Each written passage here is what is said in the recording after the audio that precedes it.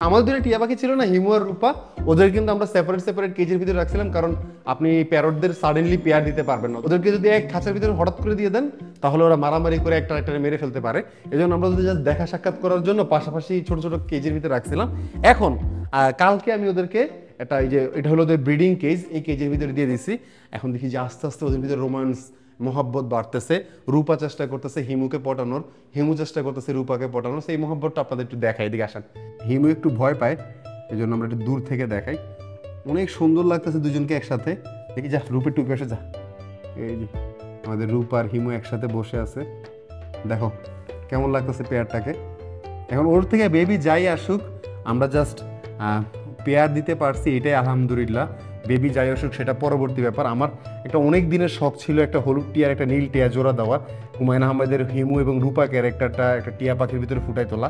তো ওইটাই আর কি আমরা তোলার চেষ্টা করছি। এখন ওরা কিন্তু এখনো বাচ্চা পাখি, খুব বড় পাখি না। সব কিছু যদি ঠিক থাকে তাহলে ওরা যদি পেয়ার নেয়, তাহলে এই বছর আমরা ওদের থেকে কোনো সুসংবাদ আমরা পাবো না। হয়তো সামনের বছর ওদের থেকে আমরা একটা গুড নিউজ পাওয়ার সম্ভাবনা আছে, ওদের বেবি টিবি হওয়ার সম্ভাবনা আছে। আচ্ছা, এবার হলো আমাদের লাভবার্ড পেয়ারটার আপডেট। আমাদের একটা পার ব্লু পেয়ার আছে, পার ব্লু লাভবার্ড, খুব সুন্দর দেখতে, ইয়েলো নেক, ব্লু বডি। আমি একটু কাছ থেকে দেখাই তাহলে বুঝতে পারবেন। এই যে সেই পার ব্লু পেয়ারটা, এই পাশ থেকে দেখাই, তাহলে ওরা ভয় পাবে না। একটু জুম করে দেখাই, দেখো কত সুন্দর দুইটা পাখি। ওদের মাথার ভিতরে হালকা হালকা ব্ল্যাক আছে। এগুলো ওরা এখনো ছোট বাচ্চা পাখি, বড় হইলে এই মাস্কিংটা চলে যাবে। আমাদের কাছে একটা রেস্কিউ করা লেপার্ড ক্যাটের বেবি ছিল, এই যে সেই রেস্কিউ করা লেপার্ড ক্যাটের বেবি। হ্যালো হ্যালো, ওরে আমি কিছুদিন আমার এসি রুমে রাখছিলাম, বাট আমাকে কনক ভাই বন বিভাগ থেকে কনক ভাই বলছে যে এসি রুমে রাখতে না।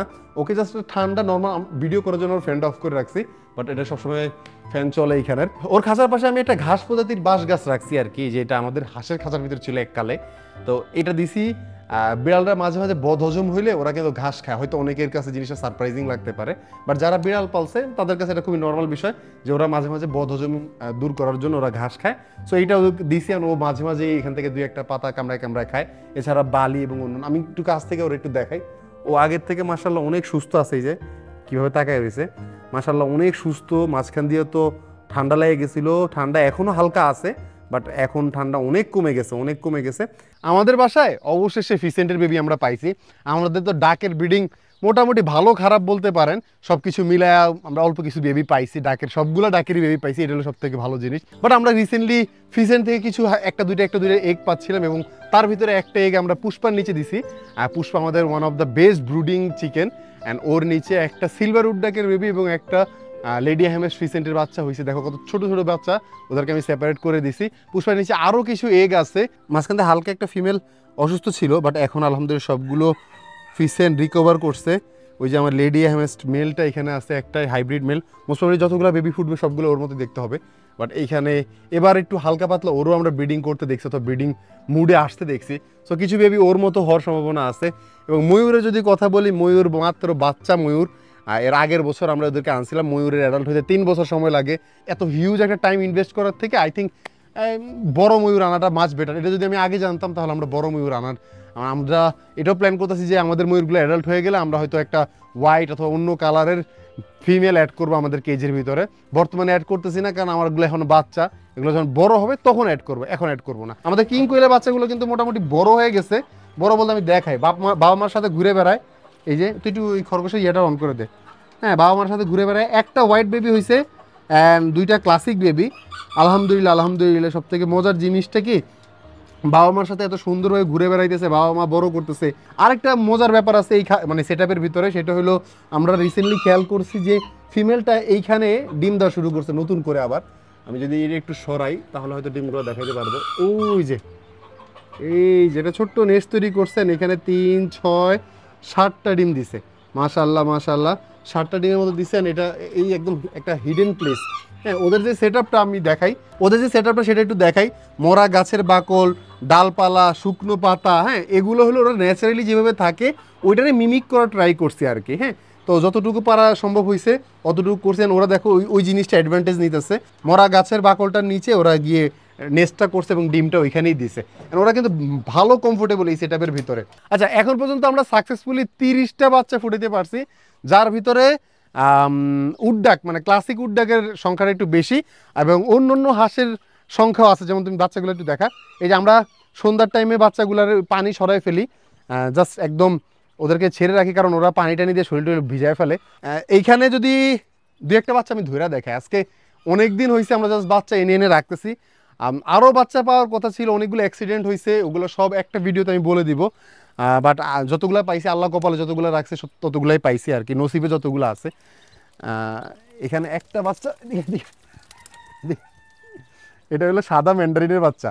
মানে এই বাচ্চাগুলোরে পাওয়ার জন্য আমরা একদম যখন ডাক কালেক্ট করা শুরু করছি তখন একদম ফার্স্ট টাইম থেকেই দুইটা কালারই আমার কাছে ম্যান্ডারিন ছিল, একটা ক্লাসিক, একটা হলো হোয়াইট। বাট হোয়াইট ফিমেলটা মরে যাওয়ার কারণে আমরা হোয়াইটের বেবি আমাদের নসিবে হয় নাই।